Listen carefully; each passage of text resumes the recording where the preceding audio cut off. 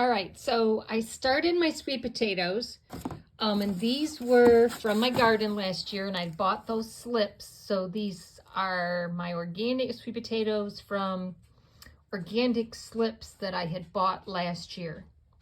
So I have tried to start my own sweet potatoes before and have really failed. I've tried that whole stick toothpaste, stick it in a jar of water, and ooh, look at what happens. I've tried it and I've wound up with just rotten sweet potato stuck in a jar. So I don't know what I'm doing wrong that way, but I've seen this way and I tried it last year and I had a little bit of success, but not a lot. So Luke from migardener for YouTube did a video on this just the other day and I watched and I'm like, oh my goodness, that's brilliant.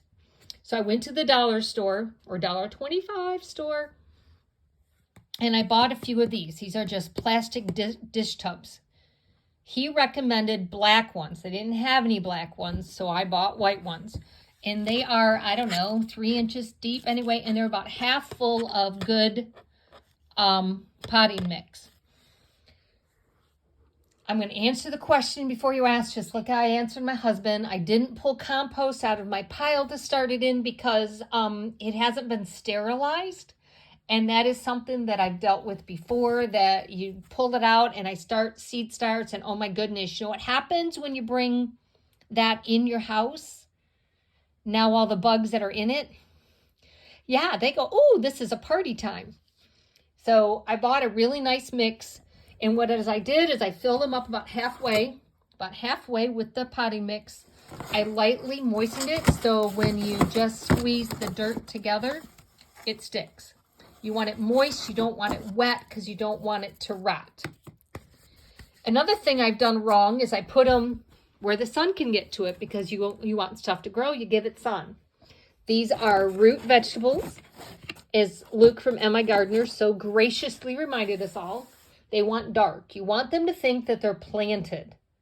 So the slips, so they start shooting up slips so I can grow other things. So here it is, 3rd day of March. This is what I got. I've got them literally 2 feet from my heat vent, so they're going to get warm. And I have them covered to keep light off of them as much as possible.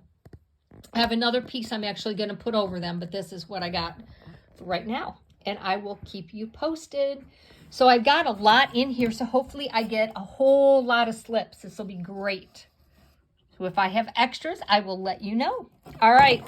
Here's my garden adventure 2023, right? Yeah, 2023. I'm like, what's that number? Anyway, yep. All right. So I'll take more pictures.